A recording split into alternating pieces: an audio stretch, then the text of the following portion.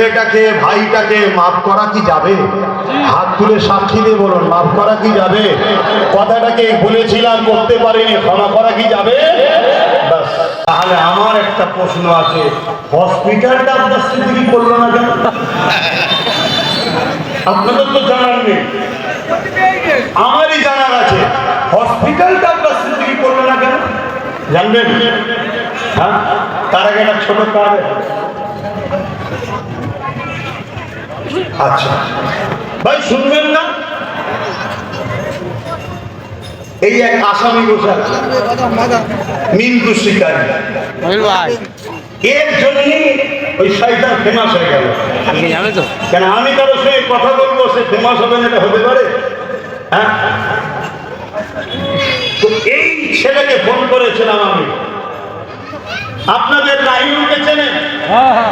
ও আমার সংগঠনের ছেলে, আপনারা সবাই আমার ভালোবাসার মানুষ। কিন্তু এ ছিল ওই ব্লকের দায়িত্বে, আর রাহিম ছিল 2 নম্বর ব্লকের দায়িত্বে, আর এই ব্লকের দায়িত্বে ছিল। আজও এ কিন্তু সংগঠনটার সঙ্গে আছে, কিন্তু রাহিম ও আমার ছোট ভাইয়ের সাথে চলে গেছে। যাওয়াতে আমি অখুশি নয়। তারপরে দুজন চলে যাচ্ছে, তাহলে আমি একা হয়ে যাবো। একজন থাক কমসে কম, কথা বুঝে আসছে। তো ওকেও আমি ফোন করেছিলাম যে ভাই জায়গা দেখো। এরা আমাকে কথা দিয়েছে ভাই জায়গা দেখছি, কিছুদিন পরে আবার বলছে ভাই হবে না, হুমকি দিচ্ছে। খুব ঠান্ডা মাথায় বোঝেন, একটা দুটো বুথ জিতার পরে সেই বুথের সদস্যদের ঘরে কাজ করতে দেয়। কেন কাজ করতে দেয় না? যদি কাজ করে তাহলে 5 বছর পর ওই বুথটা দেখে বাকি বুথের লোকগুলো আবার ওর মতো যাবে। তাই তো নাকি? এদের মাথায় যে এই প্ল্যানটা ছিল আমি জানি না যে 5 বছর পর ভোটের সময় এলে বলবে যে হসপিটালটা কোথায়। এরা করতে দেয় রে, এরা এত বড় জালিম, এরা মানুষের সেবার উপর অত্যাচার করে। যার জায়গা দেখা হয় তাকে হুমকি দিয়েছে, 1 নম্বর। দ্বিতীয় নম্বর কথা, আমি ভাই সুস্থ ঘরে বসেছিলাম না, পেরেশান ছিলাম। ভোটটা হয়ে যাওয়ার পর 1-1.5 বছর ধরে মানুষের ঘর বাড়ি ভাঙা, মার চুর, কেস কামারি হয়েছে না হয়নি? তার কিছুদিন পরে 6 মাস পরে আবার পঞ্চায়েত ভোট এসেছিল না, আসেনি? ওই আবার তারপরে মারধর হয়েছে না হয়নি? তারপরে নওশাদকে 24-এর কলকাতায় যাওয়াতে 42 দিন জেল খাটালো না, খাটালো নেই? তারপরে আবার আসার পরে কি বলে এই বিভিন্ন আন্দোলন শুরু হলো, তারপরেই শুরু হয়ে গেল লোকসভা ভোট, সেই নিয়ে পেরেশান। তারপরে চলে আসুন এসআইআর, ওয়াকফ নিয়ে হচ্ছে, এই সবের পিছনে, কেসের পিছনে টাকা খরচ করতে হয়েছে না হয়নি?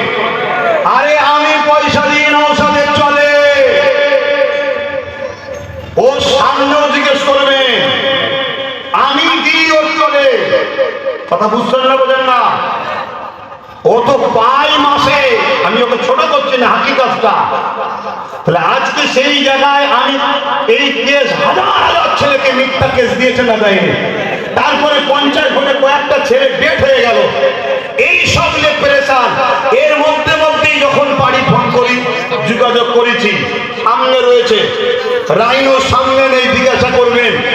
যদি ভাই আমি শাসকে নাই, আমি ভাবতে পারিনি, আমি খুব দুঃখিত, আমি ভাবতে পারিনি যে একটা জায়গায় জিতার পরও আবার নওশাদ কতদিন এলাকায় ঘর ভাড়া পর্যন্ত পাইনি। ঠিক বলছি তো নাকি?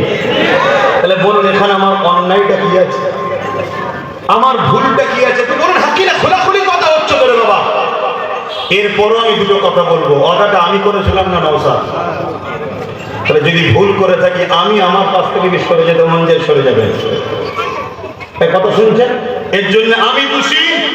যদি কেউ মনে করেন যে ইচ্ছা করে করেন, তাহলে আমি দোষী, তাহলে আমার থেকে সরে যাবেন। কথা বুঝছেন? দ্বিতীয় নম্বর কথা, আমি ভেবে উঠতে পারিনি এই জালিমরা এত বড় জালিম। আমি ভেবে উঠতে পারিনি যে একটা মানুষ নিজে একটা জায়গা কিনবে, কিনে তারপরে মানুষের সেবার জন্য করবার জায়গাওয়ালাদেরকে এইভাবে প্রেসার দেওয়া হবে। আমি একটা শেষ কথা বলবো, আমি যে কথাগুলো বললাম হসপিটালকে নিয়ে, আমার কথা কি আপনাদের বিশ্বাস হলো না? আমাকে মনে হচ্ছে মিথ্যা বলছি। নবিয়ানা মেম্বারে দাঁড়িয়ে কাবা কি কাবার দিকে মুখ করে আসার আগে সুলতান আসগর আলী হুজুরের মাজারে গিয়ে জানালা ধরে ফিস ফিস করে বলে এসেছি, হুজুর আমাকে ক্ষমা করে দেবেন, আমি আপনার নামে করবো বলেছিলাম, করতে পারি না। আজকেই বলে এসেছি। মরা নাকি এই কথা বলছে না তো? মরা আমি বলি কি শুনেছেন না শোনেন? এটা আমার ইমান, কথা বলেছি, কথা শুনছেন না শোনেননি?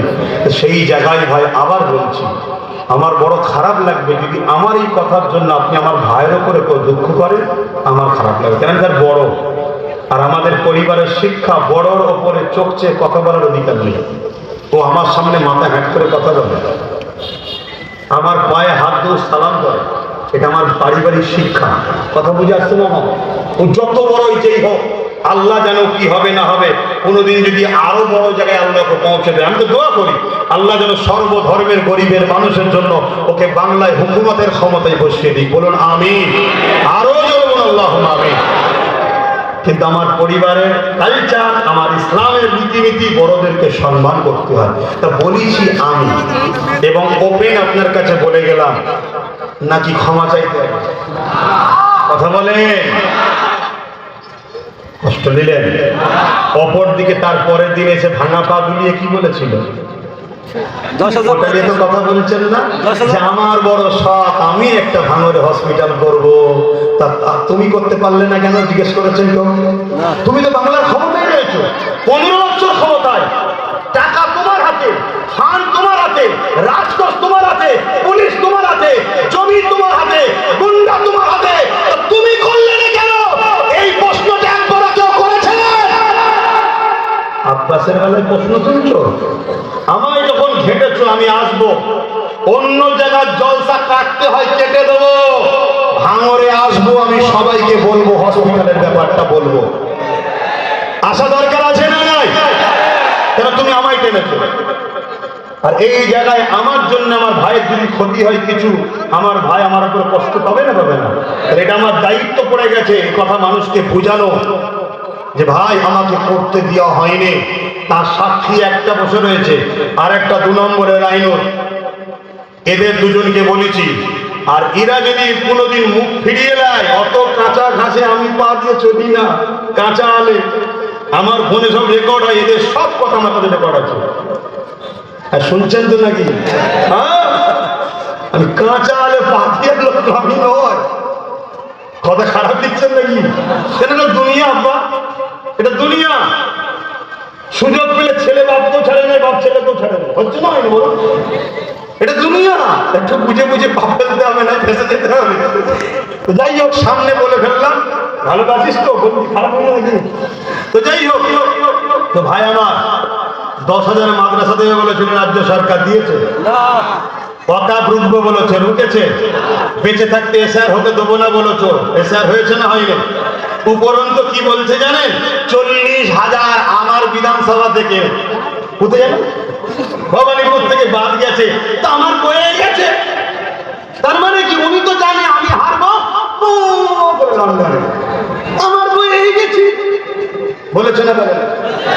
তাহলে বলুন, উনি তো কত কথা দিয়েছিলেন। উনি তো আমার ঘরের পাশে বরগেছিয়াতে একটা লোকসভা ভোটে এসে প্রচার করতে করতে কি বলেছে জানেন? ফুরফুরায় রেল চলছে। আপনারা রেলে করে যান তো?